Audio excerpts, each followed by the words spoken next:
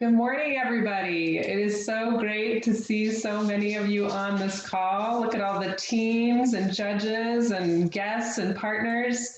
We're so happy to have you here for our, what I think is the 5th annual Social Innovation Challenge. It's hard to believe this program has been going on for that many years and that I've been fortunate enough to be a part of it. So I'm so grateful for that.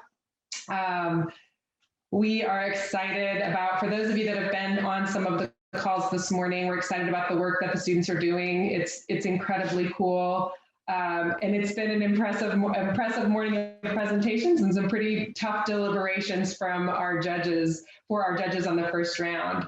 For those of you that don't know me, my name is Deb Williams. I'm the Director of Student Programs for the Office of Entrepreneurship and Innovation at the university. Our team does many things to promote entrepreneurship and the ecosystem on campus and in the region and in the state. But what we do is really focus on students. Students are our North Star in everything that we do, and all the programs, workshops, trainings that we create are designed to help these students develop an entrepreneurial mindset. And so for us, an entrepreneurial mindset, when you think about an entrepreneur, most of the things we think about are those who start new ventures and small businesses. But for our students, we define this as this kind of creative problem-solving process. And we encourage our students to consider customers and those impacted by the problems when they design their solutions. So many of our students will go on and potentially start new ventures, but our real focus is to help them think more entrepreneurially in the way that they approach the problems in the industries that they actually will go in to work in, maybe healthcare, education, and businesses. So programs like the Social Innovation Challenge and the other programs that we have just really help give them the opportunity to practice that, and it teaches them to think differently about the way they approach problems. So as I said, grateful to have been a part of this program now for almost 4 years. And so lucky to have worked with so many of you. And so definitely the person I'm about to introduce. I've known Rogelio for 5 years now, and am so impressed with the work that he's done and the movement really that's been created on campus around social innovation and social entrepreneurship. So Rogelio, I don't see you on here. Is he here, Madison? He is here. Yes, I am. Yes, he's here. Oh, good. Sorry. Rogelio Garcia Contreras is our faculty member, really focused, has driven this movement on campus with faculty and students for the last 4 to 5 years, and he has just made incredible progress in this area. He has a long history of a million different things that he could tell you all about, and maybe many of you already know, but I'm just so grateful to have worked with him now for so long and see the change that he's really made on this campus. So I'm going to turn it over to Rogelio for a few minutes to talk with you all before we get started with our final round. Thank you so much for joining us today. It's great to see everyone here. Thank you, Deb. Thank you for the kind words. The Social Innovation Challenge would not be what it is today without Deb and Madison, for sure. So thank you. And thank you for granting me the opportunity to address the students this morning.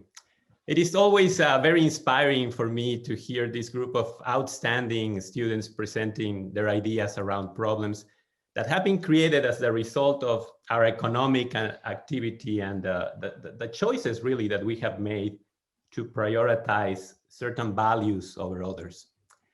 Today, the good news is that millions of people around the world are taking action, developing business-based efforts to address these monumental, often overwhelming problems, doing so with the best of intentions to make a difference through the power of the free enterprise. But balancing profit and purpose is not an easy thing to do. The social business world is full of win-win claims resting on allegedly false beliefs that blind companies to profitable and socially valuable possibilities by misleading them really through these so-called win-win strategies. In other words, it is easier to talk about changing the world through initiatives that will save the planet or educate our children than actually doing it, and doing it in a way that is viable and sustainable. So the Social Innovation Challenge is a humble effort to provide this opportunity, the opportunity to translate a novel, well-intended idea into the realization of what would it take to make it viable. There is absolutely no doubt that this generation of students is far more engaged and more conscious about our footprint on the planet and about the social externalities of our economic activities than other generations in the past. But going through the journey of balancing profit and purpose requires understanding the ecosystem that we are trying to affect, and requires that creative, innovative initiatives get a reality check. We might be able to move the needle on how we think about value creation, on how we understand progress, but unless we start moving the needle, proving concept on ideas that can actually make a difference, and pushing for collaborations that will make these ideas viable, we won't be able to impact our world in a real or meaningful way.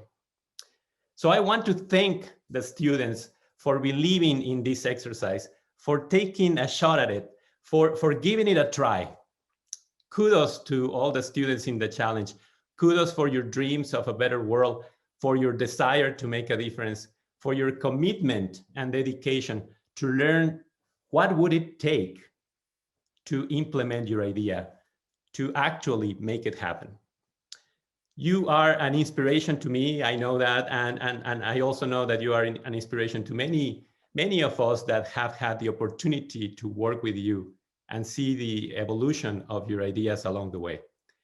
Thank you for participating in the challenge, for putting the work and the effort, and thank you, Deb and Madison, for organizing such a wonderful event despite the challenges imposed by our current circumstances.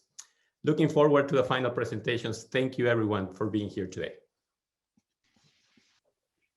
I don't know about you guys, but I am always inspired by hearing Rogelio talk. I could not agree with you more about everything you said, and am also so grateful to the students for the work that they've done. As we move forward here, I'm going to turn it over to the person that all of you know as the leader of our Social Innovation Challenge. And she's been working with many of you on your projects throughout this semester, and just helping you connect with resources and tools and people who can help you move these ideas forward. Madison Sutton is the program manager for Social Innovation, and she's been with our team for a little over a year. I think this is a second Social Innovation Challenge for her, and she's a pro. I mean, this woman has really taken this program to the next level, and we're so grateful to have her. I'm going to turn it over to Madison to tell you more about the teams that are here today. Thank you, Madison, for everything you've done. Thank you so much, Deb, for those kind words. I really appreciate it. And I'm so excited to be here for my second Social Innovation Challenge. Man, it has been quite the year, but it is so exciting to see all of you students and see the fruits of your labor. I mean, you guys have put in 110% into these projects, and we're so excited to see not only our finalists, but see where you take these projects after the Social Innovation Challenge. So thank you for being here. All of you, we're really excited to get started now. These teams already competed earlier this morning. They had a set of first round competition. I'm going to go ahead and honor some of our first round judges. Thank you so much for being here, guys. It was a very competitive first round, and we had some great projects that were showcased today, and we're very excited to move three forward. Before we announce our finalists, however, we would like each member of the teams to share a 60-second or less pitch of their idea. So we're going to have, let's see if it will load. Composting and education in U of A dining halls. Your team is up first. You'll have a minute. So whenever you're ready, just go ahead and unmute yourself and go for it. Great, thank you, Madison. So our group worked together on basically reducing food waste management here at the University of Arkansas. Our initial idea is to pretty much reduce food waste in the cafeterias. There's a lot of backdoor composting done already, and we do very good at it. There's a lot of places on campus, such as Greek housing, where we have several Greek housing places, and even like places like the stadium, where composting is not being done. And so by pairing the partners that currently do most of the composting with education that we want to provide, as well as access to compost materials that can be compost, we believe we can be successful because it's stuff that's already being done.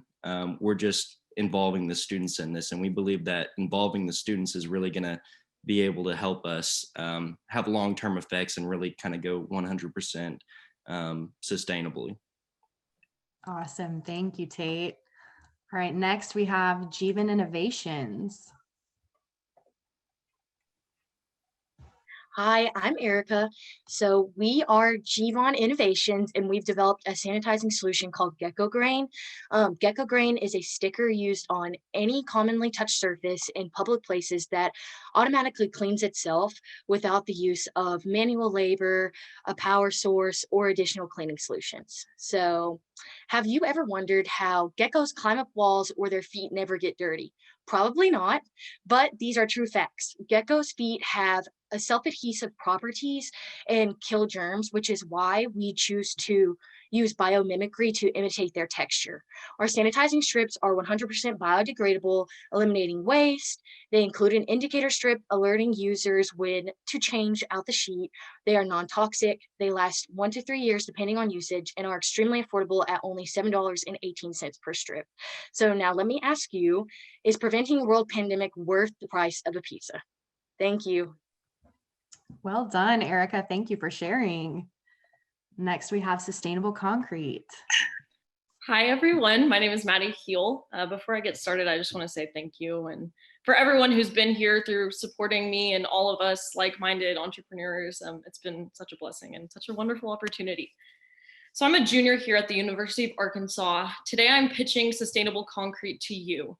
Sustainability through my lens means one man's plastic is another man's utility. Why is sustainable concrete important to this world? After water, concrete is the most widely used substance on this planet. It is the primary foundation of every modern industry. The growing demand for infrastructure has increased concrete production. And the problem is not only does this lead to a depletion of our natural resources, but US landfill space is at a premium. My social innovation pitch surrounds the utilization of recycled plastic granules and fly ash to replace sand and concrete, taking part in sustainable design. This creates what I like to call a modern juxtaposition in green construction rather than destruction.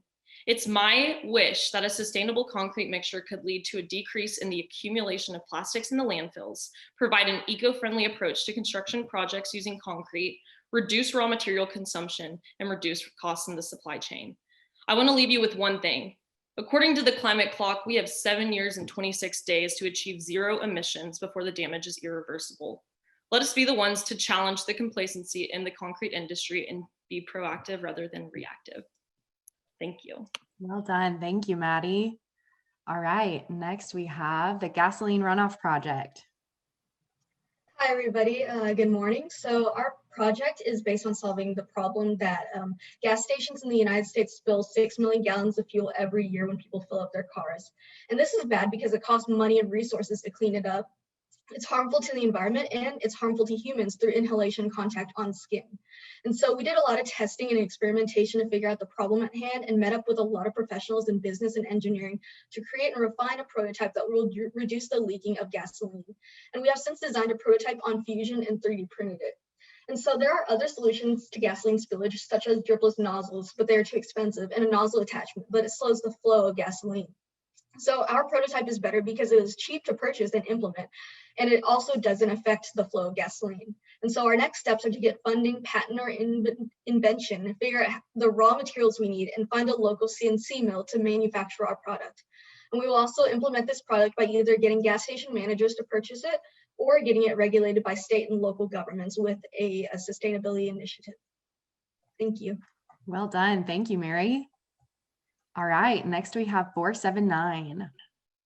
Hey, my name is Jimmy. At the University of Arkansas, we have one of the most expansive Greek life systems of any university in the United States. It's more than 25% of all students, and the most influential group, the most influential subsystem of the Greek system is the Panhellenic Council. And each sorority, there's 11 of them, fundraises for their specific cause and their specific community partners, and they do an amazing job of it. They raise in the neighborhood of $250,000 a year that goes to nonprofits across the country. But that's kind of the problem that I want to address, is that it does go across the country. They go to these giant mega nonprofits like St. Jude and Make-A-Wish that don't really have a use for a $30,000 donation. And so 479 is a project that is aiming to redirect that money that's currently going out of Northwest Arkansas back to organizations in our community that focus on the same cause and have a local impact as opposed to a national one. Excellent. Thank you so much, Jimmy. Next, we have the Fit Kid. $147 billion. I repeat, $147 billion US dollars is what the people of Arkansas spend every year on obesity-related health issues, heart diseases, diabetes, and the list goes on. If you have dealt with health and weight issues, if you struggle to convince your kid to eat healthy, you're not alone. This is a raging global pandemic, crippling our society, yet going unnoticed. To nip this problem in the bud, we need effective ways to inculcate healthy food habits in the kids during their formative years. We are a team of research scientists who bring to you the Fit Kid, a comprehensive educational program for 2 to 6-year-old kids with interactive books, hands-on activities, and online platforms dedicated to your kids' health education. Because the Fit Kid today is a happy, healthy adult tomorrow. Thank you. Well done. Thank you, Ashita. That was excellent. Next, we have Intervation. Thank you, everyone. My name is Christian, and along with Chandana and Swarna, we make up Intervation. We're a collaborative project between students based in Bangalore, India, and Fayetteville.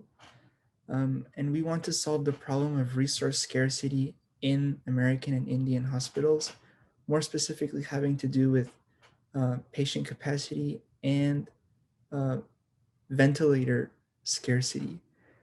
Through our proposed innovation is a ventilator attachment that allows for multiple patients to be on the same unit.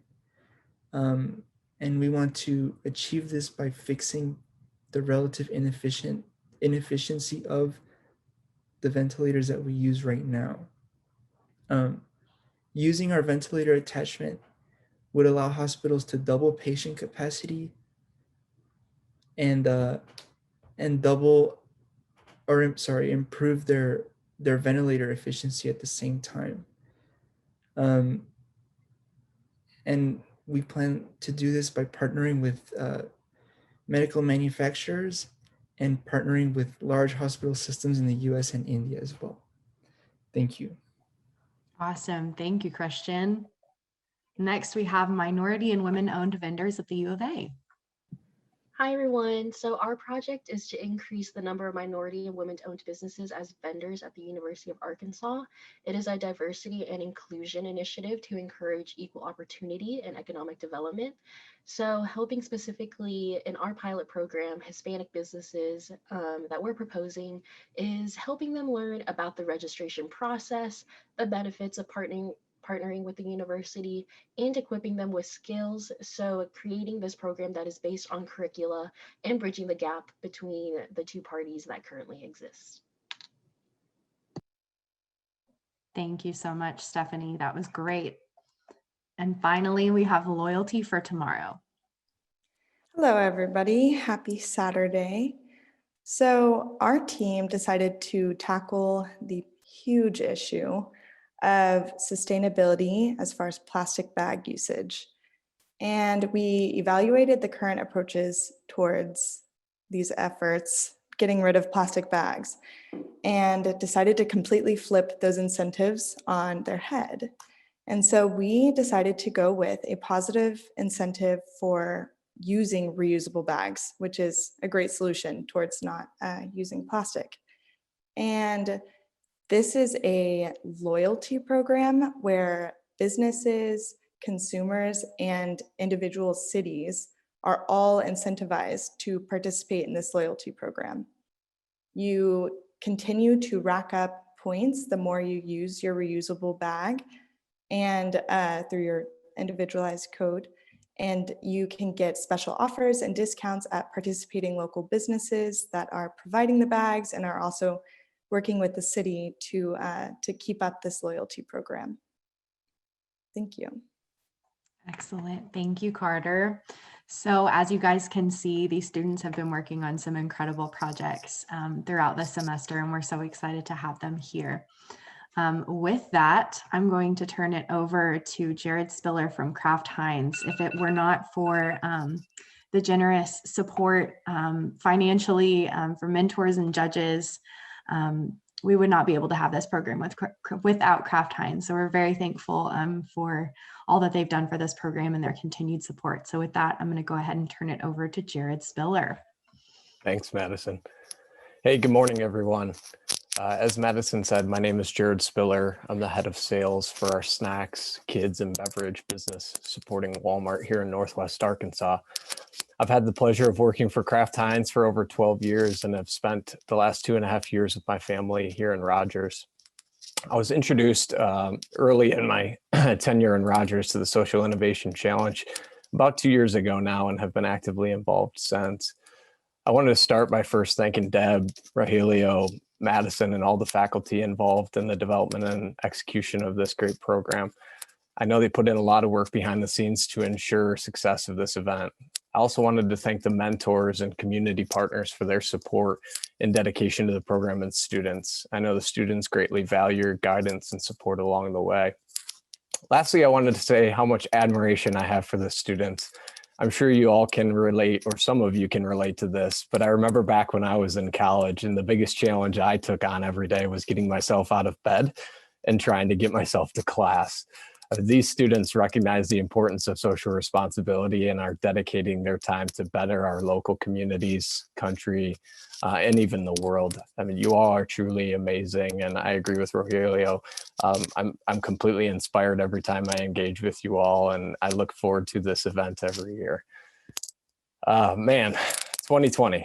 If there was ever a year to prove the importance of social responsibility and really coming together as a community, it's 2020. At Kraft Heinz, we unveiled our new vision and values and principles this year. As Kraft Heinz employees are global citizens who believe in helping to create a healthier, more sustainable environment.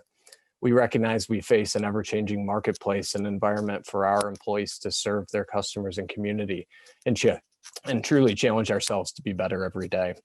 In the face of COVID, our employees have made unprecedented strides in their roles as essential workers to help feed America, as well as support global food insecurity through local partnerships like the Northwest Arkansas Food Bank and broad support of Rise Against Hunger and other customer partnerships, similar to you see here locally with Walmart.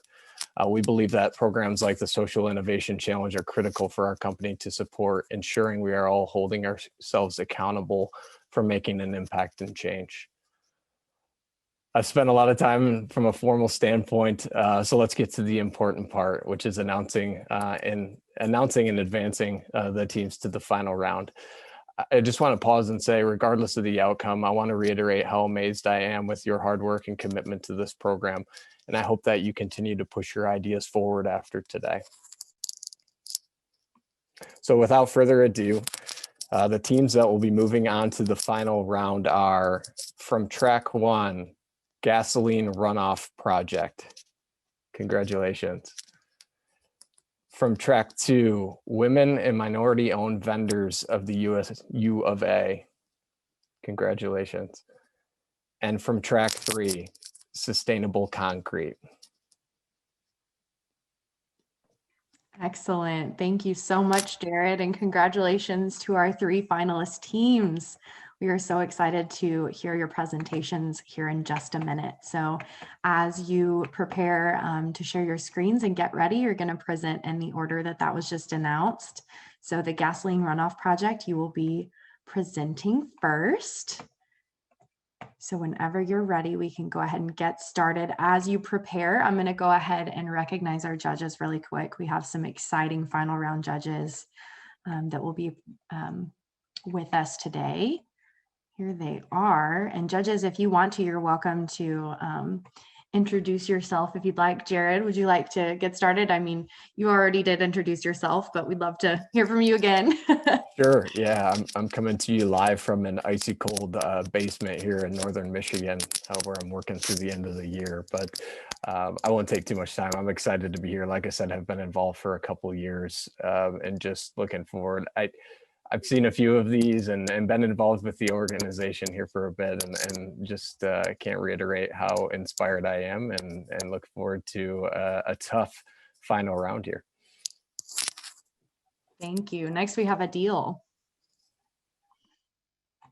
Hey, yeah, thanks for having me on the panel, and appreciate all the effort.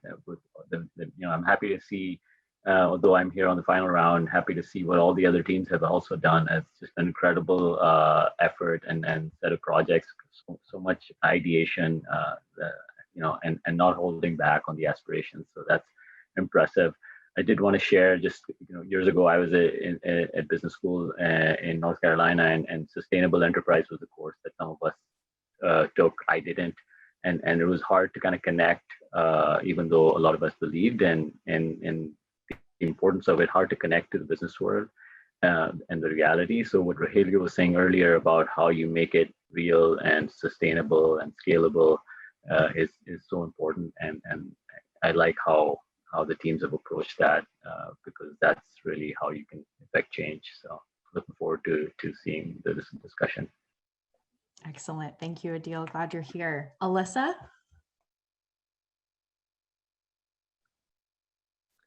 Hello, everyone. I'm really excited to be here. I always am, and I try to always mention this anytime I get to work with or be a part of anything with the U of A and with the students, especially in entrepreneurship and the innovation arena. It's really exciting for me. I'm a graduate of the Walton College at the university. I graduated in 2009, and this area was really sort of what was calling me in social innovation. And at the time, there wasn't really much going on. Things were just starting to bubble, and there were a few classes, but it's just really exciting now to see all of this. And I think it's so cool, and your ideas are just amazing. And so just congratulations to all of you. And yeah, I'm excited everyone's thinking this way through school, because it's it kind of paves the way for where you'll go next in the business world or in any of your areas. So yeah, thanks for having me, you guys. Thanks for being here. As always, we're always happy to have you here. We love our repeat offenders here at the Social Innovation Challenge. Awesome. And then finally, we have Gabriel. Hello, everybody. First of all, I love the repeat offenders. And being a repeat offender myself, it's always happy to be here again, accompanying this trajectory that all the students go through trying to solve social challenges. I'm always particularly happy, to see how they practice structured problem solving, and listen to how they relate this to other areas of business and their own future professional interests. Really happy to be here, and always happy to learn with all of you. Awesome. Thank you for being here. Well, with that being said, teams, you're going to have 10 minutes for your presentation and 10 minutes for Q&A. I will serve as your timekeeper, and I will send some messages in the chat when you have about 2 and 1 minutes left. With that, we can get started with the gasoline runoff project. You should be able to share your screen now.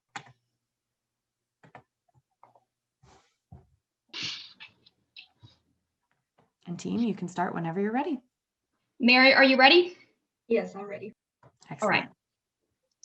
Did you know that small drips of gas are significantly more harmful to the environment than large spills at the pump? This is due to the fact that as the droplet size decreases, the percentage that goes into the pavement increases. What this means is that repeated small spills are of far greater harm to the environment than large spills. Hello, everyone. This is the Gasoline Runoff Project. I'm Julia Davis, and presenting alongside me are Mary Pham, Emma Choate, and Caleb Hill. All right, so why are these spills a problem? Let's say a family owns the Come and Go on College Avenue. They lose money from the spills of gasoline. They are harming the environment. But what's more worrisome, they are being unwittingly exposed to cancer-inducing agents such as benzene and toluene, which people are exposed to every time gas is spilled. This is a problem found across every gas station in America. So we have three problems with these small spills. We have the costs, we have the environmental harm, and we have the cancer-inducing effects. Constant exposure to small spills makes us all vulnerable to the harmful effects of gas. The money wasted per spill ranges between $6 to $10, depending upon the type of material used to clean them up, with hundreds of these spills occurring across gas stations every year. These harmful chemicals in gasoline not only go into the surrounding soil and environment, but they also evaporate into the air where gas station workers frequent, contaminating and exposing communities where people live. So in order for our team to understand this problem, we had to create a testing environment that simulates what happens when you pump gas. So here on the slide, you can see what our initial experiment setup looks like. This way, we would know if a future solution would fit the problem. So that's when we got to thinking about ways to prevent exposure to these harmful chemicals. And then we thought, aha, what if we can prevent this spillage with a nozzle attachment that fits on the end of the gasoline nozzle? The cost of a regular gas nozzle is between $70 and $100. There are dripless nozzles out there that cost several $100s, and that is the reason they're not being implemented, because of their high cost. Our attachment costs less than $10 and has that same effect as those dripless nozzles do. Our attachment overcomes the barrier to implementing dripless nozzle technology. As you can see, here's an example of what the inside of a dripless nozzle looks like. It is very similar to a normal nozzle, except with implemented technology for the shutoff mechanism. The shutoff mechanism works quicker than the normal shutoff mechanism in a gas nozzle, thus preventing spillage. Our other competitor, Jeevan Innovations, has created a stainless steel mesh covering that prevents gas spills. The problem with their solution is that it slows down the fueling time. While dripless nozzles don't slow down the fueling time and are effective at preventing spillage, they're way too expensive. Jeevan Innovations nozzle is cheap enough, but it slows down that fueling time. This is why we produce our attachment. It is cheap enough to be implemented while not slowing down that fueling time. So, how do we plan on getting funding for this? Well, first, we'll use the budget for Enactus teams. We will also apply for several pitch competitions throughout the year. Additionally, we have several other options, such as seeking out angel investor networks, funds from the University of Arkansas, and Kiva loans. We will apply for a patent through the Tech Ventures office once we have further tested our product and have acquired influential people to back our product from the Fayetteville government and the Sustainability Consortium. Now, I'm sure you're all wondering, what resources do we have available to make this a reality? Well, we'll use local manufacturing facilities with CNC mills and use recycled aluminum to create our first batch of prototypes. Then we will test our prototype on many different cars in a junkyard. We plan to outsource the production of our prototypes to a local manufacturing facility. Before selling our product, we will get support from the governor's office to recommend it. We will sell our first prototypes to the directors and managers of fuel at Walmart, who we have spoken with and who have expressed interest in trying a nozzle attachment. Once we get one of these managers on board, we will slowly expand from there. Once we have the patent and have decision makers in the fuel industry at Walmart try our product, we'll create a legal entity and work on setting up a limited liability company. So how are we going to continue to expand and grow this business model? So once we get Walmart fuel stations to implement our product, we will then expand to Sam's Club fuel stations and then target independent gas stations, one example being Valero. We will then target gas stations in California, Texas, and Delaware that have implemented sustainable practices and who have strict regulations on gas spillage. At the same time, an additional strategy that we plan to implement is to target cities with stormwater facilities and have the local governments in those cities offer reduced stormwater fees to the gas stations in exchange for using our product. This works due to the fact that our product directly reduces stormwater pollution. So what's stormwater pollution? So that's what happens when it storms and you have gasoline and these other harmful chemicals that go into the surrounding environment. And what you have happen is these gas stations in certain cities have to pay a considerable fine each year for this pollution.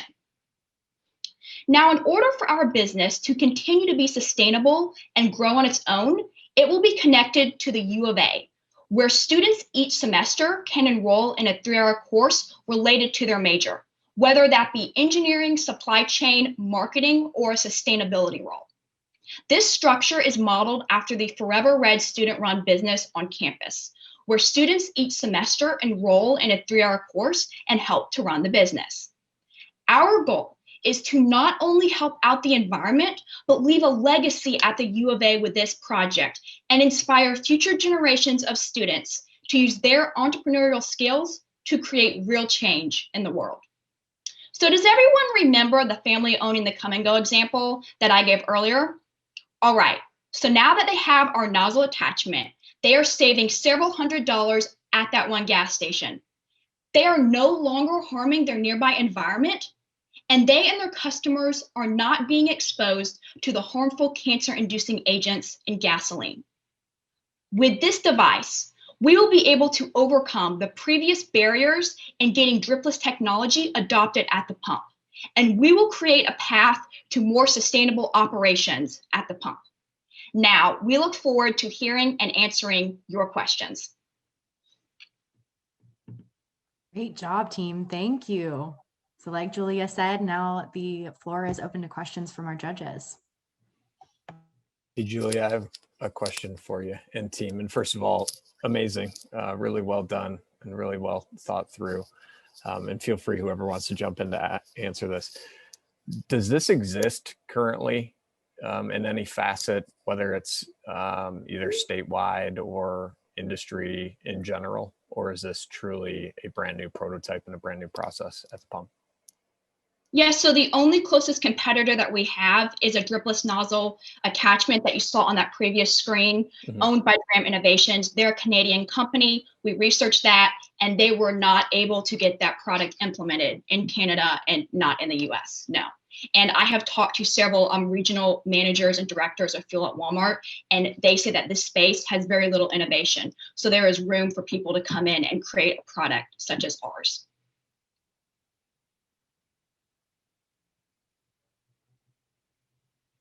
I had one as well. Thanks, Julia and team. Really nice presentation. Wanted to just understand how frequently the spills occur, or is there some kind of segmentation between every fill up where, you know, a few drops maybe hit the floor or hit the concrete versus bigger spills that you mentioned, a few dollars worth of gas spilled? Do you know anything about that? Oh, yes, thank you for that question. And I will say, so the spills normally occur every time that you are filling up your vehicle, but there are a lot of factors that determine how much spillage you're going to see, depending on how old the gas station is that you go to, depending on how often, they replace that nozzle, if it's 1 year old or several years old, how old your car is. And the place where you put your nozzle in, it's called a fuel tank filler neck. And so they have different curvatures on each different fuel tank filler neck. And depending on the curvature depends on how much spillage you're going to have, as well as how you put the nozzle into the vehicle and pull it out. That also depends on how much spillage you're going to see. So it does differ widely depending on all of these factors. Just following up, then, if I'm a gas station owner, is it something that I experience every week, every day, or I mean, you were even talking about every fill up? Yes, so it's something that is happening extremely frequently. Yes, because the average vehicle on the road is 11 years old, and so these older vehicles, you're going to have a lot more spillage occur with them. Were you saying you have these testing at Come and Go right now? Is that what I heard? No, that was just an example that we gave. Yes. Okay. So I was curious on the oh, great job, by the way, you guys. So the fees that the is it the water the city water stations are incurring, are those like, do you have any numbers around those? And then kind of like, and also any like average costs that like fines that a station like Come and Go might be experiencing? So with those stormwater facilities and the fees that gas stations have to pay, so those are only in certain cities. And we had talked to Sarah Lewis at the Sustainability Consortium, and all that she told us is that certain gas stations in certain cities have to pay a yearly fine for the stormwater pollution. Okay. So we will follow up with her, get another meeting, and get more specific numbers on those fines that they have to pay. Gotcha. And Yeah, I just thought those two were really interesting, how those might correlate on, for your numbers. And yes. Yeah, thank you. You're welcome. Hey, Julia, jumping back in with another question. Sorry, one more real quick one. Have you done any research or called local state government yet to understand any barriers to gain support? I feel like that's going to be a really big initiative for you and the team to gain or to push support from whether it's Walmart or Sam's, et cetera. Is there anything you can share about what you've done researching that? Yeah, so I've done some customer discovery interviews with senior fuel managers and directors at Walmart. And the one barrier that we would have to entry would be to make sure that it does not slow down the fueling time, and making sure that it would be very easy to attach it to the end of the nozzle. But in every customer discovery interview that I conducted, I asked them, would you be interested in trying a nozzle attachment if it does not slow down the fueling time? And they all said yes.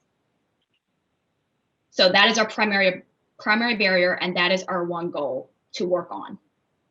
I will have to add too that we have talked to people in the Fayetteville City Council on the sustainability branch, and they have been really helpful and open to into taking in our product and kind of maybe regulating. I know a lot of states out there like California and Texas have already have like vapor recovery initiatives, and so I think once we get this prototype kind of refined and improved, we will start talking to those states first to try and implement like the first stage.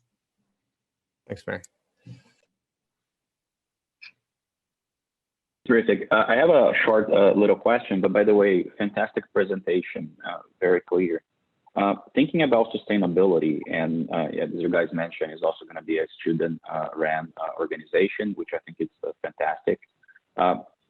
Did you guys do any research on how often those parts will need servicing? Did you think about some numbers and maintenance of those devices? There is a supply chain for the services thought in your process. Can you talk a little bit about that? Are you talking specifically about getting our attachment put on the nozzle and how that would work? Yeah, if those parts need servicing, if they break, who replaces them? Is there a service maintenance facility? Is that part of the manufacturer's contract? How did you guys think about the ongoing side of operating the business? Yeah, so we've thought several different options for that. One option would be to have like the manufacturers of these nozzles, or to have the actual gas station attendants put these on and then remove them when, you know, they're not working quite as well. Although I will say these will stay on for several years, and after every 5 years, nozzles are replaced at gas stations. And so another option is to have the people who take away these nozzles at, you know, Walmart gas stations, have them, you know, once they take away and put on new nozzles, have them, when they put on the new nozzles, put on that attachment. So these are different options that we've explored, and we will narrow it down as we get sooner to that time. Terrific, thank you. You're welcome. Just one quick comment. I don't know if you guys considered, but the energy companies, you know, ExxonMobil, et cetera, are starting to take some real prioritization around environmental issues. So I don't know if you thought of them as a stakeholder in this exercise, but they could be supportive as well. Yeah, a lot of big companies like to do some sort of giving back to the community, whether it be through scholarships or funding something. So I think it would be a really good idea to kind of market this to these huge gasoline companies to kind of help us pay for this and get this implemented in order to show that they still care about the environment and have like good moral. Hey, Mary, I think I've asked you this in the past, and you've probably answered it for me, but I'm going to ask it again. Who is ultimately responsible in the chain of events? Is it the gas company? Is it the gas station? Is it the consumer? Who does the team believe holds the ultimate responsibility for making this change and improvement? That's a good question, Jared.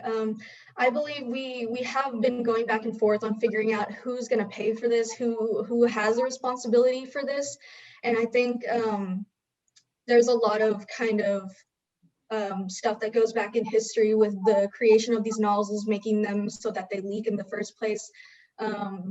And I don't think we do plan to probably talk to these nozzle manufacturers, Husky. Maybe we can kind of collaborate with them in order to implement our technology directly to the nozzle. And so it is a little bit hard to figure out who actually should be the one paying for this. But I think at this point, we are going to focus on getting the government to regulate this because we have talked to a lot of gas station managers and they seem to be putting that at the bottom of the list. But as humans and as people who want to care about the environment, I think it's really important that we get this implemented as soon as possible.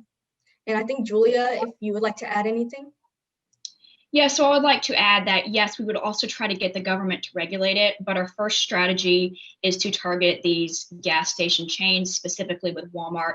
I've already talked to some people who are interested. And so the responsibility does really lean on these gas companies, because the fact of the matter is there is dripless technology out there that they can use. And if they implemented that today, we wouldn't have any more spillage. But the fact of the matter is they're not doing it because it's too costly. And so I would say that it ultimately leans on them because they have the option to prevent it. Thank you so much, team. Great job. Thank you, judges, for your questions. That's time. And next, I would like to introduce the next team. That'll be women and minority-owned vendors. If you'll go ahead and share your screen, we can get you guys started.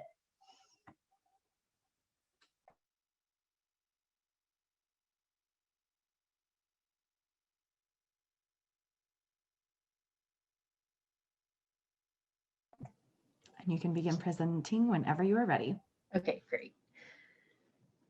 Hi, everyone. Today, we're going to be presenting about minority and women-owned businesses' role in diversity and inclusion at the University of Arkansas. The problem that we will be discussing is the lack of diversity and inclusion among University of Arkansas vendors and the lack of opportunities for potential vendors to thrive under the current climate. So the concept of inclusion with minority and women-owned businesses isn't a new one for the university. In Arkansas, the Minority and Women-Owned Business Economic Development Act was put into action to support equal opportunity and economic development in every sector. The act says that 15% of the total amount expended in state-funded and state-directed public construction programs and in the purchase of goods and services for the state each fiscal year is paid to minority businesses. This act is legislative proof of a step Arkansas has taken to acknowledge the need for minority and women-owned business growth. This is an issue that needs to be tackled because marginalized groups of people, such as racial minorities and women, have historically been denied access to business capital and opportunities for growth. Equalizing the playing field is important in the future of social equity among entrepreneurs, and we have seen resources and initiatives arise both statewide and locally in the Northwest Arkansas community to attempt to mitigate this issue. The Arkansas Economic Development Commission offers resources such as basic business technical assistance as well as business education programs. While not required to do business with the university, they also offer certification for minority and women-owned businesses who are then added to their directory, allowing for more visibility on the business part, along with easier accessibility on the client's part.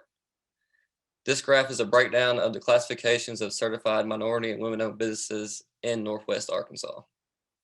In Northwest Arkansas, a number of initiatives and resources currently exist, such as Latinx NA, Northwest Arkansas Council, local chambers of commerce, and NICE NWA that serve and support small entrepreneurs and create more inclusive environments. All right, so the university's procurement office is responsible for meeting this 15% goal as dictated by the previously mentioned act, and also to report minority spend and minority contracts to the state. In addition to that, they provide awareness among departments and also provide information for minority and women-owned businesses should they decide to do business with the university. Something we notice that there is a lack of intentional outreach to businesses to become vendors. The information's out there and the website's public knowledge, but the university is currently relying on businesses to seek out the information themselves.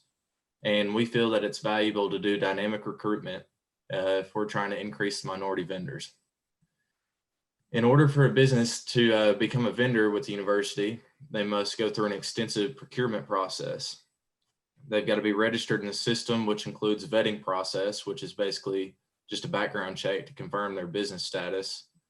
And another aspect is registration within the Office of State Procurement to obtain an AASIS vendor ID number.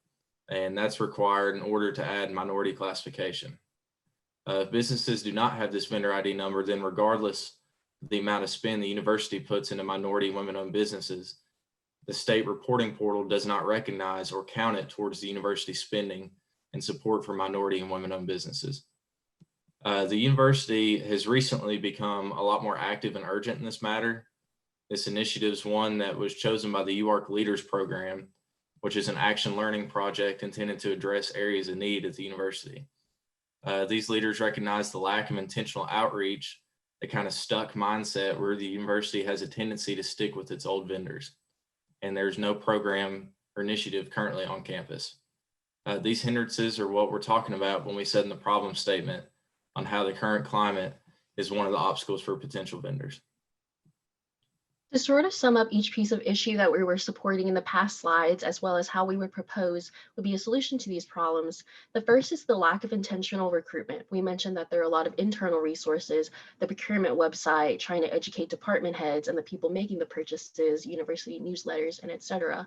But we think that intentional outreach and organizing recruitment campaigns, including public relations and advertising, will be effective in increasing vendor registration because there are business owners who simply don't know about this opportunity. Secondly, small business owners have other issues, whether this be financial or operational. Are they even capable of creating a sustainable relationship with the university? And as mentioned previously, racial minorities and women unproportionately face inequalities and obstacles to business growth compared to their white or male counterparts. So what we propose is showing a commitment to their growth, not only in the vendor aspect, but in their growth overall, whether this is in professional development or resource training. Lastly, we've shown how the process of registration is long and tedious, which causes it to be a barrier to entry. We want to make this information as easily digestible and accessible as possible. All three of these problems culminate to our bigger problem statement of the lack of diversity and inclusion among vendors, and all the solutions on the right can be culminated and encapsulated under one initiative that we are proposing. what we are proposing is that the university create an interactive, progressive, and cyclical program that would include workshops that potential vendors would attend to increase the likelihood of vendor registration and vendor spend. Here's a potential example of what would take place for the next academic semester. The program would start in the summer at least 5 weeks before the first session and end near or at the end of the semester. We have decided to narrow our scope to the Hispanic Latinx community. According to NWA's 2020 Diversity Report, the Hispanic population is the fastest growing in NWA, with it currently being at 17% and expected to increase to 18.3% by 2024. Additionally, we conducted a survey to Hispanic-owned businesses and found that the majority of them did not know of the U of A's initiative to increase minority-owned vendors. They did not know how to become a vendor, they did not know the process or where to look for the process. However, they expressed an interest in wanting to learn how to become a vendor, although many were not already in other classes to learn licensing. Therefore, with these findings, this shows us that the target market is one of those that we can easily access through the resources we currently have, especially at this point with the pilot program. Proposed methods of outreach to this target market include referrals, advertising to groups of power such as Chamber of Commerce and mayors. This would include the distribution of media materials that are informational and as well would be translated into Spanish. Next is the Lunch and Learn session for the university to sell themselves to potential vendors. This plays a part into our awareness campaign. We want people to know about this opportunity. And at the end of this session, attendees' contact information will be gathered to aid in formal recruitment for the training sessions.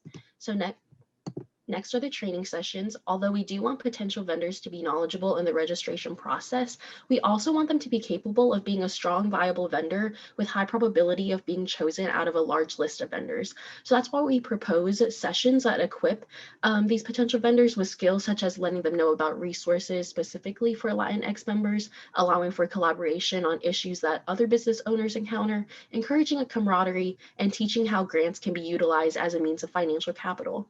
The content of these workshops can be revised, but these are the examples we came up with. We would utilize resources on hand to lead these trainings. Members of the Procurement Office, Ideals Institute, and Arkansas Small Business Technological Development Center are people we are thinking about having lead the sessions. The program ends with a vendor expo, which serves as a marketing and public relations opportunity. This is to celebrate the end of the program and for business owners to meet the university and department heads. The goal is to connect the bridge between the principal and the agent and to see the mutual benefits between this partnership. We believe that everything that we just discussed conveys the viability of this program. We would utilize resources on hand to make these workshops happen. The UARK leadership team currently has a budget for this initiative. When it comes to sustainability, the beauty of this cyclical program is not only that it can be repeated, but it can be adjusted so if something isn't working, we can reshape and remodel as needed. This setup allows for constant feedback. Lastly, our example is a pilot program, which means it's on a much smaller scale. We hope to broaden it to more minority groups, increase the amount of attendees, and increase funding to expand the program. We would measure the success of the program through quantitative metrics, such as the number of vendors who become registered at the university, the amount of minority spend by the university, the retention rate of the members as the cycle goes on, and the amount of members recruited. Holistically, we hope that minority business owners become more knowledgeable about the resources that are out there to support them, and which will ultimately lead to their growth, creating more diverse strength in our entrepreneurial foothold.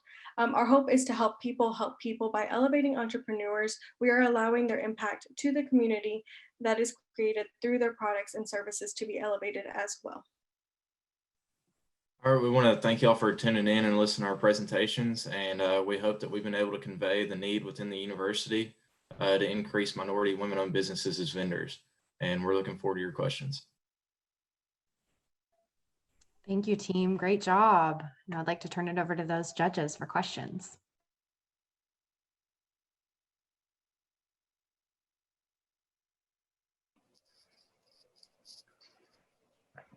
I'll start. Really important initiative, so glad you guys are taking this forward.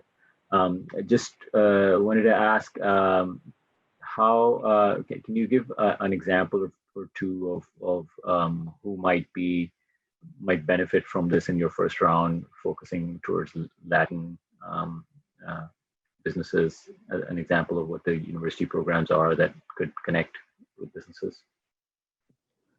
Do you mean specific companies or businesses? Yeah, not by name, but a provider of. Yeah, so there are a lot of categories that under procurement that a lot of businesses can take advantage of. When we mean vendor, there are a lot of different categories under things like construction, technology, even things like catering and supply. And so it is a large spectrum. Hey, Stephanie, in your research, did you uncover any benefits to the U of A for having, extensive contracts with certain providers? It sounded like they've used the same vendor or same provider for a long period of time. Is there incentives or anything that you uncovered that actually benefit the university that may be a barrier to a continuous turnover of vendors? So there is currently an incentive that was created to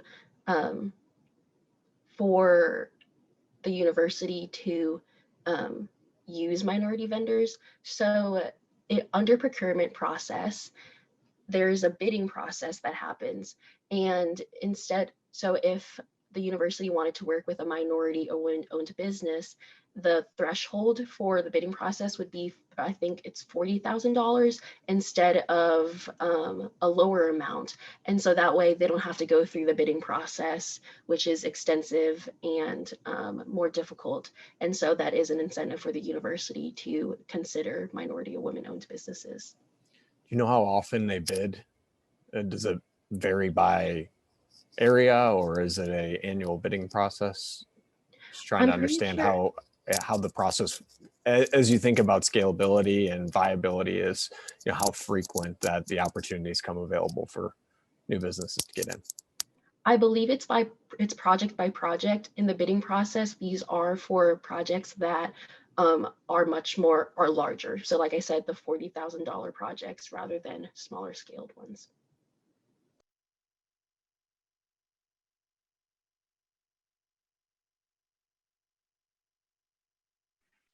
You had a kind of a pie chart with the percentages on there. Is that in terms of the measuring kind of the time that how the initiative would progress in terms of time? Yes, that was the time. So I allotted 5 weeks for the outreach session, and then about 2 weeks for lunch and learn, and then 1 week for each training and session, and 1 week for the expo. So great job, all of you guys too. On the resources to like support and sustain this, are those coming from existing resources under the U of A, or would those be funds to support the outreach and all the trainings and everything? Would that be funding that you all would have to procure? So the resources that we mentioned for leading the training sessions include the university's procurement office, Ideals Institute, and Arkansas Small Business Technological Development Center, and those are all under UARK. So those are UARK employees that we are hoping to lead the sessions. Other resources that we did mention include NWA resources like NWA Council and Latinx NA to gather those perspectives as well. So that is more external outreach and having them maybe do like a partnership or some sort like that.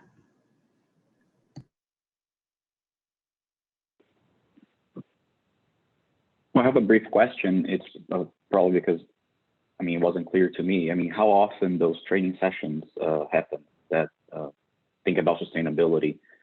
Is that something every year? Is that materials online available to them? Can you talk a little bit about that? Yeah, so to clarify, this is a cyclical program. So the program would last one academic semester, and then we'll begin again. So as long as there are 5 weeks prior to the first session, which would be the lunch and learn session, it can be repeated. And so we said 5 weeks prior to the first session, that is formal recruitment. And then for our example, we allotted 4 training sessions that will end with a vendor expo, and then that will be repeated. So every session will be the same content, and one group of business owners will go through that, and then we'll start again. And for the sustainability aspect of it, that we mentioned, that it can be adjusted and remodeled as needed, if some content isn't working, if it's all about, the business owner's perspective as well. If they feel like it's not valuable, then the content of the workshops can be revised. Thank you.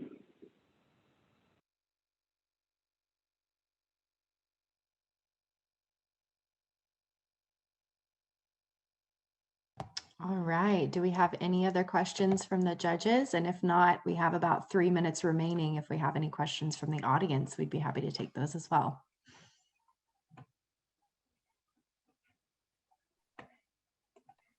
Did you all, I may have missed this, but did you all work with anyone within the U of A?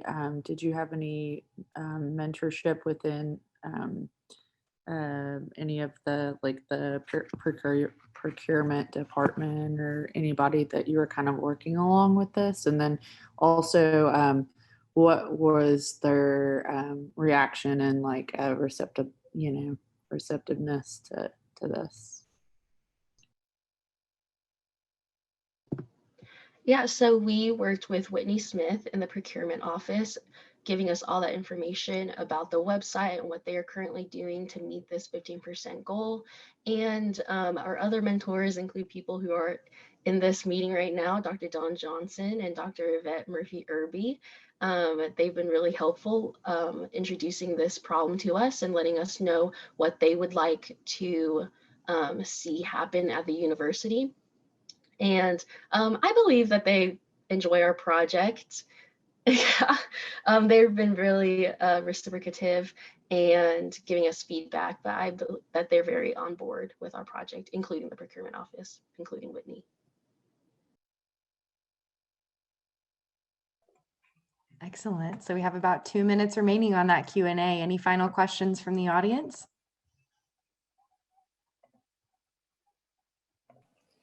Not a question for me. Great job, team. Very clear. Appreciate you taking the time to walk us through it, and good luck. Excellent. All right. So thank you, team. We're going to wrap up with sustainable concrete. So if you could pull up your slides, we can get you going whenever you're ready. Perfect. Okay. I'm trying to move y'all. I love computers. Okay. Hi, everyone. My name is Maddie Heel. I am from Austin, Texas. I'm a junior here at the University of Arkansas. And I'm, God willing, hoping to graduate next spring. And today I'm just here to get you all excited about sustainable concrete. So, sustainable concrete, where the heck did this idea come from? Me being a finance major here at the university, just a couple of years ago, I was walking around Austin, Texas, and my really pleasant walk was quickly disrupted by the booming of the construction going on around me. Sustainability has always been a big thing of mine. I am trying to leave this planet better than I found it. And I had somewhat of an idea, the really negative impacts that concrete has on this planet. However, I didn't know much. So I started doing a little bit of research, and I came across an article of some students at MIT who were incorporating plastic in their concrete as part of a new sustainable design. So I kind of put that on the back burner because I didn't have the proper resources or the information available. However, this semester I've been blessed with the opportunity to be in a social innovation course with Dr. Contreras and Dr. Schubert. And this email here that I provided, this is kind of my starting point. This was my pitch, one would say, that I just sent to them one day. I said, hey, could I potentially do this for my end of year project in this course? And they didn't say no. So here I am today, kind of taking you on the journey of turning one man's plastic into another man's utility. So why should we care? Why should we care about sustainability, and specifically within the concrete industry? After water, concrete is the most widely used substance on Earth. It is the primary foundation of every modern industry. The UN has predicted that our population grow by about 20 billion in the next 30 years. That's 20 billion more people demanding infrastructure. And with our current production methods of concrete, that's just simply not sustainable. For example, in India, they're facing a sand shortage. And sand is one of the primary aggregates in our current concrete mixtures. So they are being forced to create new and innovative solutions, hence putting plastic in their roads. Here's our problem. We got a growing demand for infrastructure. It's increased the need for concrete production, and it has led to the depletion of natural resources such as sand, and our landfill space is at a premium. This concrete production is not only disturbing our ecosystems, but it's depleting those natural resources, and it's diverging us from the greener future that we should be moving towards. So here's my solution.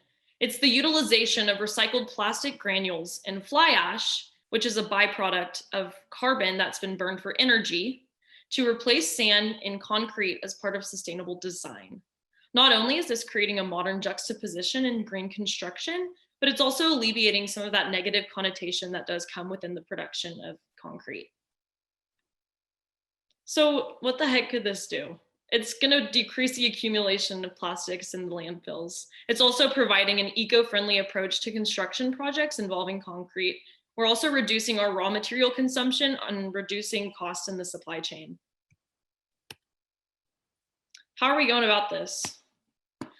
A little background on concrete for those of you who are not familiar. I was not, so I thought I'd include a little concrete 101.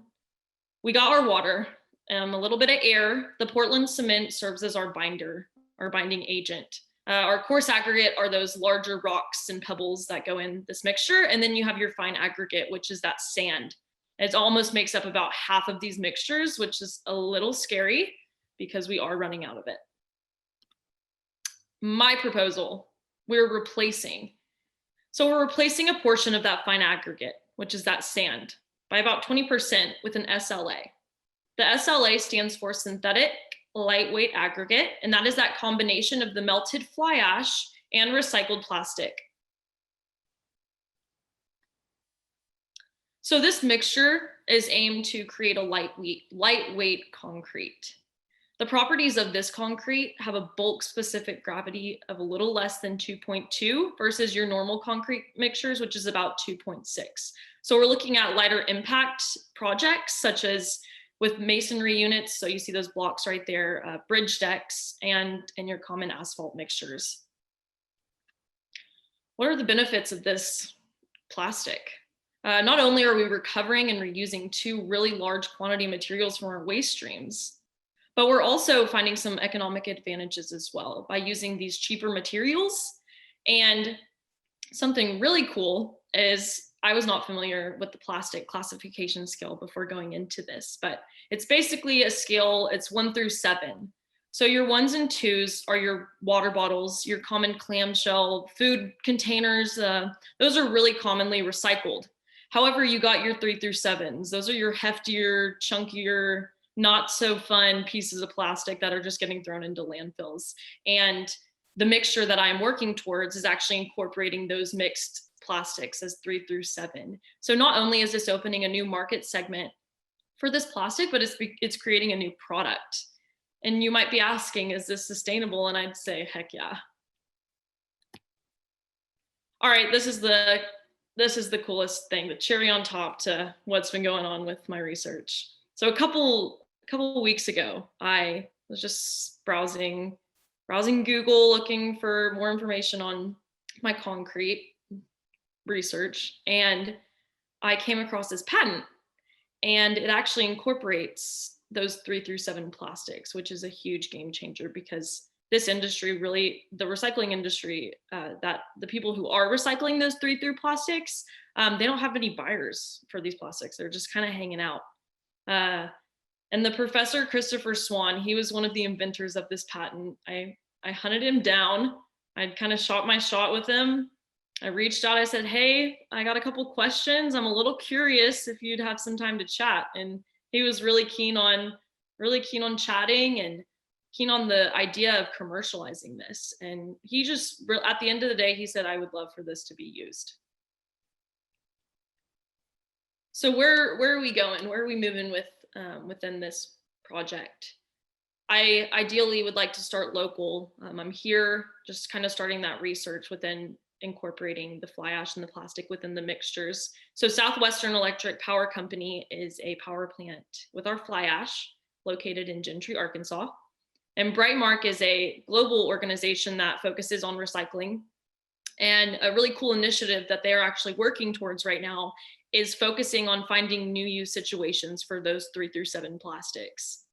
So we take those materials and then we would start testing them within our concrete manufacturing facilities, working towards licensing that current patent and ideally ending with a concrete mixture. A big aspect of our stakeholder ecosystem, I feel, is our communities. I think that people really need to be on board. They need to be passionate about this issue. They need to be knowledgeable, and including those credible sources really allows members to see that there is a solution.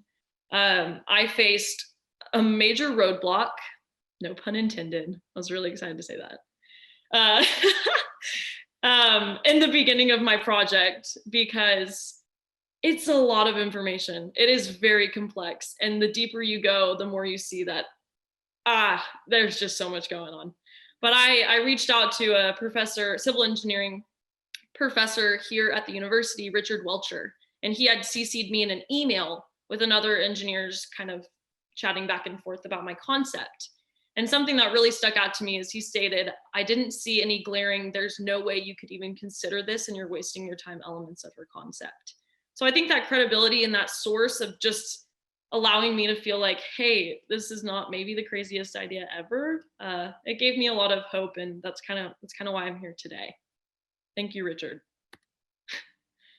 All right, moving on to our diffusion of innovation. I wanted to include myself on here because I felt like it just looked super cute. But on top of India, starting, like I had mentioned earlier, with incorporating plastic in their mixtures, the UK and the Netherlands are also moving towards these efforts as well. A conversation that I had in my social innovation class about last week with Dr. Contreras and Dr. Schubert was about scalability. And they brought a new concept in my mind about scaling out, because your idea about scaling, you would think the hierarchical scaling up. However, I'm saying let's expand these borders and make it a much more vast project than one might assume. So they're using those plastic bottles in bicycle paths in the Netherlands, and there's also plastic being incorporated in the asphalt in the UK. How the heck are we going to do this? What are our next steps? I'm really planning on looking into the true cost of disposing that fly ash for your energy plants, because it's expensive. It's expensive to hold on to this waste. And the cost of disposing that waste plastic.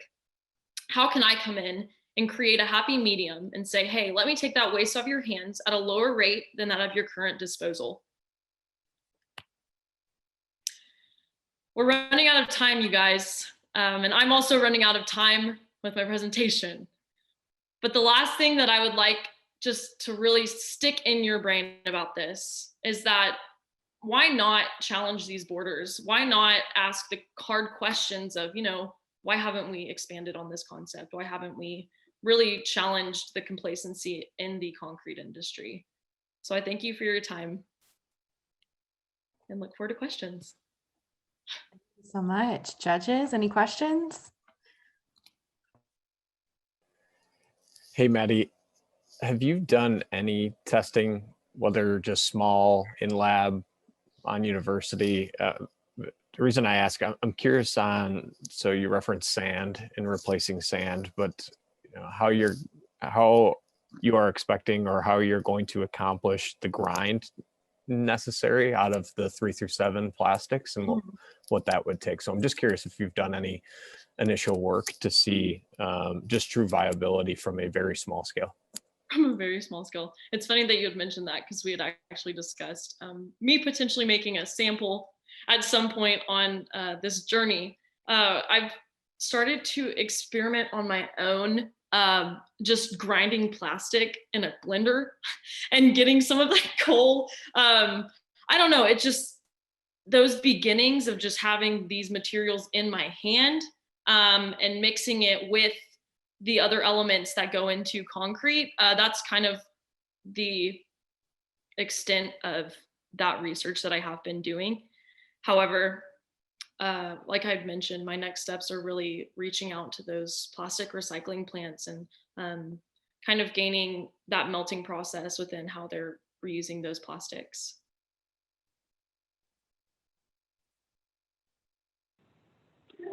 Maddie, a quick question.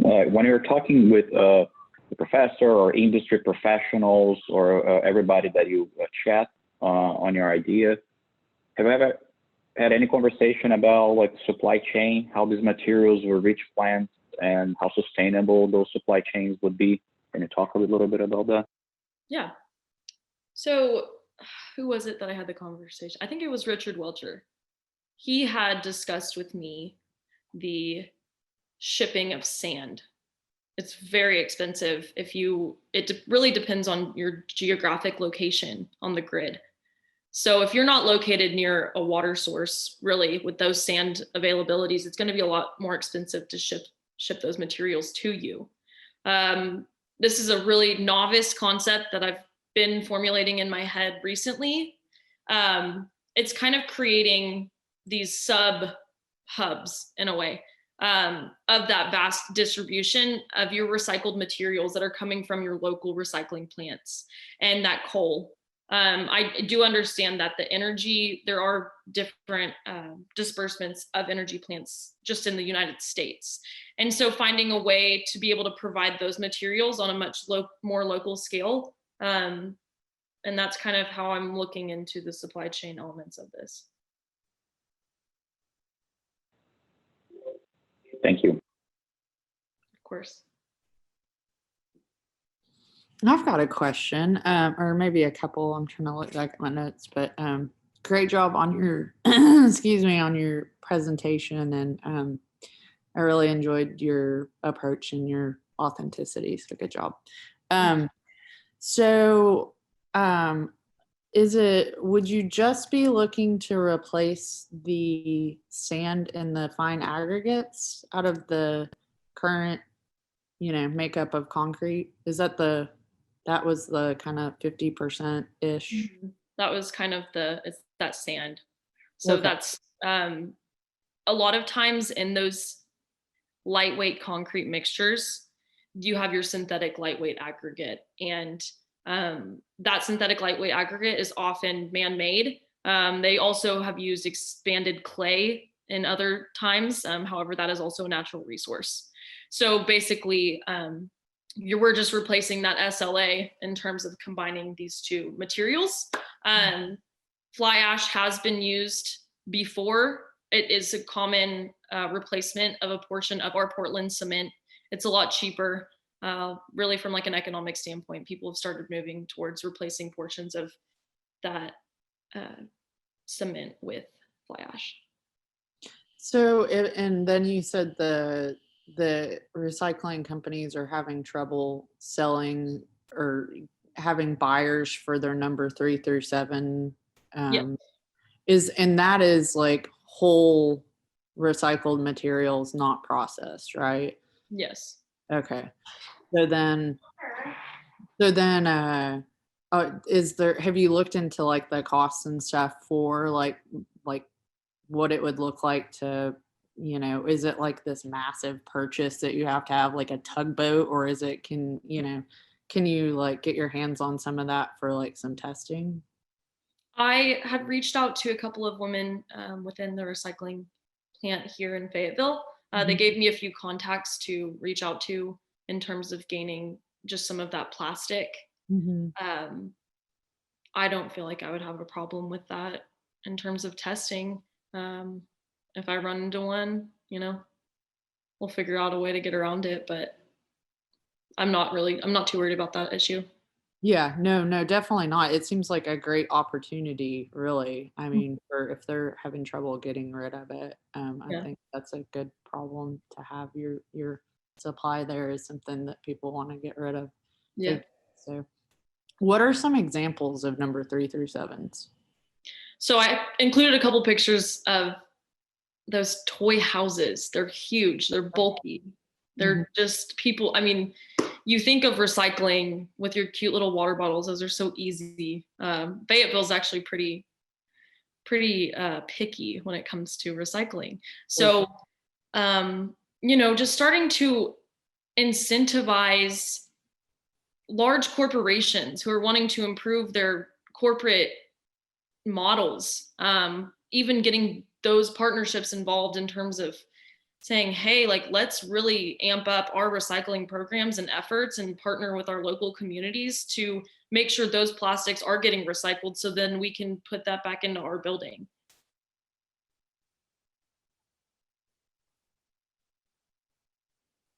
Thank you. Oh, maybe one last thing. So the replacing the plastics, does it change the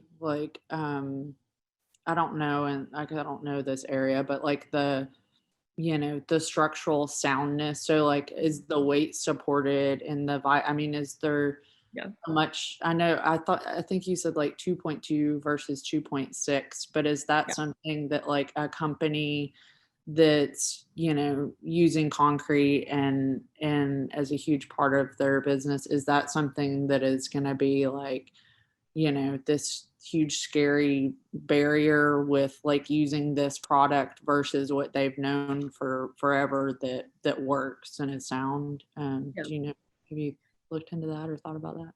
So there's a certification that concrete has to go through to be a product. I forgot the name of it. It slipped my mind. But that number, that 2.2, fits into the classification of a lightweight concrete. So, primarily starting with that and testing off of that and kind of going off of, hey, we've been able to create this lightweight guy. Could we move towards kind of heftier mixtures? And one benefit of incorporating plastic and that fly ash is that they create this really high strength and ductility. And ductility, basically, when you're talking about an earthquake, when you have a really, I don't know the term for high ductility structure, it's higher resistant to those situations. And plastic can also be more supportive, up to 3 times than our normal mixtures right now. And another benefit of these mixtures is the pervious characteristics of it. So water will not have that much of an issue being able to be absorbed into these mixtures due to the concentration of the air, like bubbles, with the chemistry of the plastic and the fly ash. Very cool. Thank you. Yeah. Hey, Maddie, great presentation and huge global scale of it. So thinking big for sure, and both on the sand environmental impact and the plastic. I mean, if that can be pulled off, clearly the benefits are huge. As you kind of step into it, who are the partners or the most important sources of help that you need? You had some referenced in your presentation. Is that where you're going to go next on from a technical side to prove out, to do the demo prototypes and whatever? Yeah. How's that going to go? I am, I'd probably get in contact with one of our local concrete manufacturing facilities. I get in contact with the global recycling, blanking on the name of it, Spring something. Come back to it. And then the power plant in Gentry. So just gaining those materials and potentially taking them in my bags to my concrete guys and being like, hey, can we potentially mix these and test them? Kind of gaining the resources, and if funding is necessary, working towards that funding opportunity and applying for as many things that I possibly can. Hey, Maddie, this is more of a comment. First of all, great job. I don't know if I said that up front, but once you test viability, I think the next step for you is going to be building trust.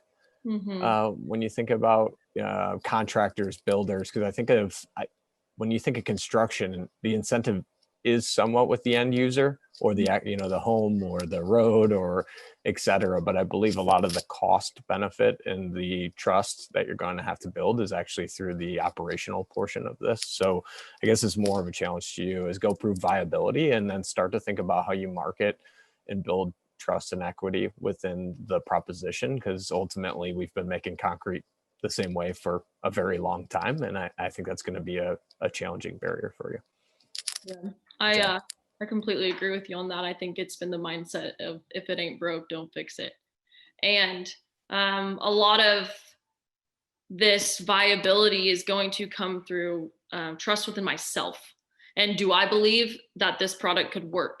So if I could believe it and if I could prove it, whether that be through, I don't know, my own construction and something, and just proving that it works, because this is a really big leap that a lot of people are afraid to take. So just really having the right resources and research and proving that this product is sustainable and substantial is a really big thing. So I appreciate that comment. Excellent. Thank you so much, Maddie. Great presentation. Thank you to all the teams that presented in the final round. Great job, everyone. Now, as we take the judges into a separate room to deliberate, I'm going to turn it over to Deb Williams. Hey, thanks so much, Madison. So as we say goodbye to the judges for just a few minutes, we have invited for the next 5 to 10 minutes 2 of our former participants in the Social Innovation Challenge to kind of just talk about what their project was and where it's at currently today. So I'll start with Olga, who Olga and Carlos, I believe, both participated in the program last year, but I'll turn it over to Olga. And I do not want to try to pronounce your last name. I never do it right, so I'm gonna let you do it. I will not do it also, so that's fine. Yeah, so not long ago I was looking for something and just by chance found my presentation for Social Innovation Challenge last year, and now 1 year after and dozens of presentations after, I think it was not the best one. But this is the point, because I remember that this was not about winning the challenge. I remember very well that I was absolutely sure that I would not succeed. But the whole process that was happening this semester 1 year ago, this was the key for me. And it was the first of all challenge for myself. Because when I arrived with this project and I met Dr. Rahelo here, just, with an idea to help other projects to do something social entrepreneurship and marketing. And he told me, you have your own project, why you're not working on this? And before this conversation, I never believed that what I'm doing is actually can be something to work on, to develop, and probably it would be, something worthy. So this first experience to taking my project, which has been working already in Russia, where I'm from, for 3 years, almost, 2 years for this time. Just believing that I can do this and to go alone for all the processes, you go with the project. This was the key thing. And this challenge was a process, most of all for me. So on the way, what was important for me is meeting people. Customer discovery was not only about validating the idea, but also seeing other organizations working on issues similar or close to what I was working on, and meeting other people in a hub, professors, people who believe in you, who support you, even though you have no idea what are you doing. You just know that there is something you can do, and you do it. And this support, this whole half a year, this is what actually made a lot of things for me happening after the challenge. So it was the most important part for me. So as for specifically project, which is I think boring part, because the main processes were inner processes for me. So project, what I was doing, as I said, I brought it from Russia with me. It's been a platform, a website where I collected information about existing sports opportunities for people with disabilities. This idea came to me after visiting Paralympic Games and realizing that adaptive sports, which is sports for people with disabilities, is super underrepresented. So I decided just to collect all the information, create profiles of each club, because they basically don't have marketing or PR or anything, and people just don't have any opportunity to know about them. So I brought this concept here, started talking to organizations here, saw the same problem here. And the whole year after challenge, I would say like these steps, what happened next. The project was accepted with an idea to open the chapter in Arkansas, was accepted to Clinton Global Initiative University. And this was a great opportunity, not just to develop skills, but also the network and also some seed funding, which is now used to open samesport.org chapter here website. And this is the main thing is happening with the project now. So I hope by the end of the year, we'll launch a website. And also the things were happening after pandemic. Thanks actually to pandemic, I started to work more in Russia with this project because, you know, it made so easy to chat with people and people are more open to chat online. So we have been participating last 3 months in social business accelerator in Russia and was selected to be among 17 projects from Russia among 150 almost. So this was a good accomplishment and this was very useful 3 months also. So yeah, these are the main things. But again, this is boring thing. The most interesting was what was happening inside of me. And now when I present myself, usually I'm not saying just I'm a Fulbright scholar, I'm saying that I'm a social entrepreneur. Thank you so much. You are so right. I love your description of how, you know, we view this program and many others where we just really challenge students to come together in teams to think through how to kind of go from the problem to solution process and tell the story of your idea. We see these as kind of top of the funnel programs, but it really does teach you so many additional skills as Olga described. And she's somebody who talk about repeat offenders. We talk about that in terms of students as well. So students that participate in the Social Innovation Challenge also participate in our workshops and in our new venture development graduate program and our venture intern program. And Olga's one of those students who has taken her idea and really applied it in a lot of different ways and learned so much from so many of the things that we offer. So thank you for coming back today to talk about your experience. And I love your description of the skills that you've built and developed as a result of being connected to OEI. And we love you. You've helped us and helped so many other students just with your story. Thank you so much for being here today. Thank you. So next we have Carlos Calvo. Carlos, do you want to jump on and talk a little bit about your experience, you personally, your project last year, and kind of where you're at now? Okay. First of all, good afternoon, everyone. Thank you for having me here. My project, let me start with my project and then I will jump into where we are. Last year, me and a group of friends from Panama and the United States got together to think of an idea of how to help Panama is that to improve their production cycle, to improve like the use of technology within agriculture, so then we could actually make an impact, especially in a country like ours that hasn't been updated their production practices for the last 35 to 40 years. And this is due to the expensive or the expenses that are carried along by using technology. Like it gets to be very expensive because it's not a big market yet. Like people takes advantage that they have to import it. They have to, everything is imported. So nothing comes from out of the country. And so everything that comes out of the country gets taxated. It gets retailers just take advantage of that. So we figured out that our goal here was to come here, study, and learn to take things to Panama to actually help society in an impactful way, especially in the management of natural resources.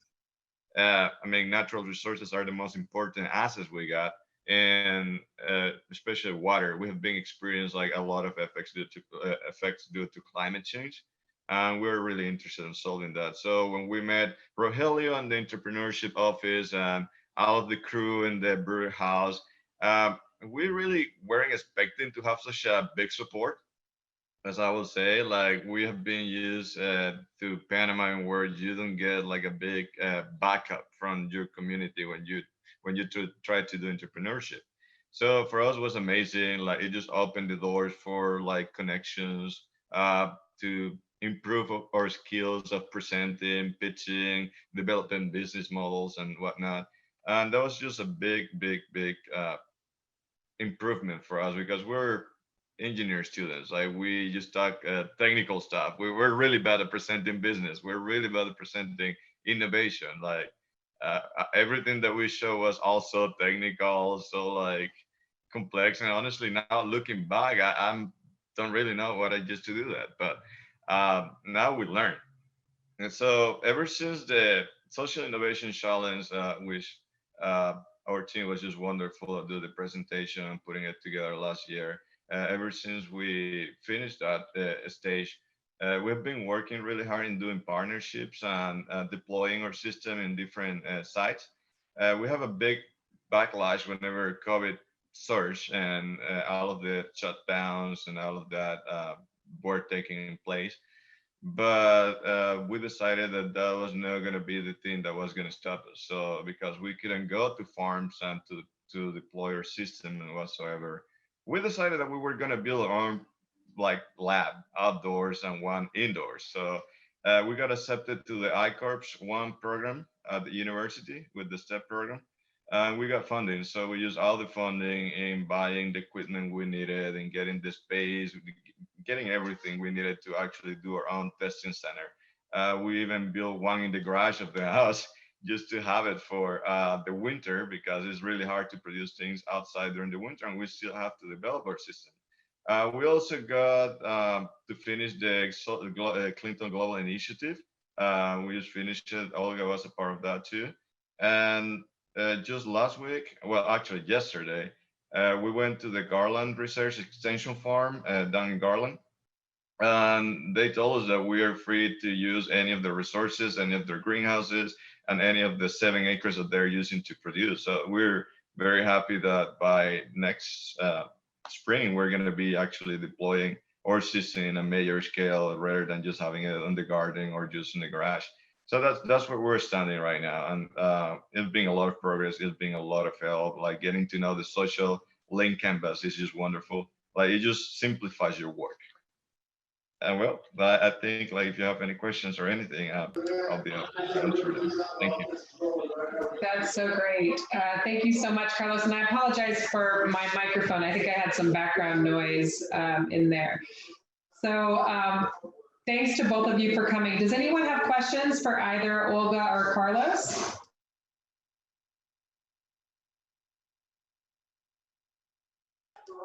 Okay, it's okay if not, because I actually wanted to ask either of you real quickly, since we're still waiting on the judges. The Clinton Global Initiative program is, I think, almost a year-long program. I'm going to actually ask one of you to just do a brief overview of it. But all of the teams that participated in the Social Innovation Challenge this year are being invited to apply if you're interested. So we'll be sending all of you information about that program in a separate email thread. But since we have Olga and Carlos here and both of them have participated, would one of you mind just doing a brief, 30-second to a minute overview of what the program is? Carlos? Yes, I'll be happy to. So the Clinton Global Initiative is a leadership program like focused on social problems, in where they teach you how to develop a business in the social aspect. It's not just about business, it's more so about like how can you give back to the community and help them to solve a problem. The Clintons, they facilitate you like mentors, their network, and like a curriculum of different topics that will help you towards the whole process. I think there are about 6 modules, and every single of them talks about different aspects of what entrepreneurship is, and then what social entrepreneurship is, and how you can make a sustainable business based on social entrepreneurship. And I think it's a big opportunity because it's not just about the knowledge, like the knowledge is a big part of it, but the network after that is just a big plus for you because you can get to socialize and interact with people from all over the world. And I think that's a very amazing part of this, the Clinton Global University Initiative. Yeah, I would maybe also add only that you will be put in a group of, with one mentor, but in a group of people who are working with the same issue or with the same population. For example, I was working with disabilities, so I was in a group where there were like 20 other people working also around the world with the same topic, not specifically with sports like me, but still with the same population. And this is also helpful to find kind of your people among these, hundreds of participants. And yeah, this is useful as well. Great, thank you so much. I put in the chat just the link to the program. So for those of you teams that are potentially interested, I know the turnaround might be quick for the application, but I think it's really worth looking into. And like I said, Madison will be sending you some more information about it. Thank you, Olga and Carlos, for being here today. It looks like we have everybody jumping back on. So I'm going to turn it back over to Madison to take it from here. Excellent. Thank you, Deb. So I'm going to share a little bit of information about the awards we're offering this year, and then it will be time for the moment we've all been waiting for. So this year, we're really excited to offer all of our participants, so all of you who were a part of our first round today, you have an automatic acceptance into the Macmillan Studio Launch Lab, which is happening this coming spring. Now, this is an opportunity for you to take your project to the next level and possibly apply for some, or possibly pitch for some seed funding to get your idea started. So this is an extracurricular opportunity that you're welcome to take advantage of that we're offering to you. In addition, you'll get a copy of the Social Profit Handbook, one of the favorite books of our office. For the top 3 teams, and I'm quite excited about this one, we're offering all of the above and a special opportunity to join Muhammad Yunus in a Zoom meeting to talk about your projects, about social business with your team. That'll be all of the top 3 teams will be invited to that, and it's going to happen sometime in January 2021. And then finally, our winning team, we're offering a scholarship for each team member, up to 5 members, of $2,000 for either of the following programs. One of them is the Global Changemakers Study Abroad, which is scheduled to be happening in the May 2021 intersession in Barcelona, Spain. Rogelio leads this up, and it is gearing up to be an exciting collaboration between universities across Spain, getting to understand global challenges from a local perspective, from a global perspective, and everything in between. And then we're also offering, you can use that money to be a part of the Innovation Toolkit course, which is another opportunity a little deeper for you to dive into your project. So this is actually this is a class. So you would be taking a class spring 2021 with peer learning labs, with workshops, with all kinds of resources and opportunities, again, to pitch for seed funding for your project. So another way to dive deeper into the work that you're already doing with your projects. So those are the awards we're offering. And with that, I would like to turn it back over to Jared Spiller. Hey. All right, so before I announce the winner and the subsequent 2nd and 3rd place, I just want to take a moment just to thank everybody for today. This is truly inspiring for me. I know the judges, as well as we deliberated, were absolutely inspired and were blown away by your efforts across the board, not just the teams that we had a chance to hear, but everybody's efforts and just passion around social responsibility, sustainability, innovation in general. I mean it. It's truly inspiring for me. I look forward to talking to my team on Monday about what I was able to witness today. And I would love to see 1,000 people on this call next year. That's the challenge to this group, Rogelio, Deb, and Madison, is to continue to expand this thing out and broaden this audience. I really miss being in person like last year, but there is a sense of comfort in this because I think we can make it much bigger than the room we had to operate in last year. So looking forward to that. So thank you again for the tremendous work. Really impressed by everyone. I feel like we need like a digital drum roll or something like that to set this up, but we'll start with in third place. And again, I hope everybody runs with this after today. It really is just a tremendous result from all the top three. But in third place, we're going to award third place to women and minority owned vendors at the U of A. Congratulations, team.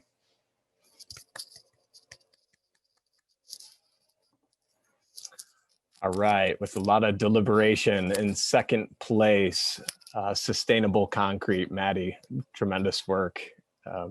Really great job. So that leaves first place and the winner of the 2020 Social Innovation Challenge to the Gasoline Runoff project. Congratulations, team. Great job, team. Oh, this is my favorite part of the whole event, getting to see all of the faces and the eyes sparkle. Man, you guys did a great job. Excellent work. Now, before we sign off, top three teams, the judges would love to meet with you and just talk a little bit about what they thought about your presentation. So I encourage you to stick around and we can put you in some breakout rooms. That way you can have some conversations with them about what they loved about your presentation. In addition to that, I will be contacting each of you to make sure you get a copy of the Social Profit Handbook, and we can talk about next steps for your project, whether that's getting you involved in the launch lab or top three teams, getting you scheduled on that call with Mohammed Yunus. So thank you so much for being here. I am blown away by the amount of work that you guys put into these projects, and I'm so excited to see where they go next. Any other final thoughts? Deb, Rogelio? I don't even think I could say anything else that is as good as what you've said, but I would just, echo everybody. Thank you to the students, but thank you judges too for taking your time out on a Saturday and investing some extra time and giving feedback to these teams. It's so helpful. Thanks to everybody who jumped on the call today. It's been really amazing. And thank you, Deb. Thank you, Madison, for carrying the weight and organizing this so smoothly. And despite the circumstances, thank you very much for making this possible. And thank you to the judges for being here today, for joining us. Thank you to our community partners for giving so many opportunities. Thank you, Dr. Murphy-Irby, Dr. Johnson, for joining us along the way. And thank you to the students. Thank you to the students first and foremost for all your work. Thank you very much. Excellent. Well, thank you guys. Hopefully we'll see you next year, if not sooner. Y'all have a great rest of your weekend. Thank you.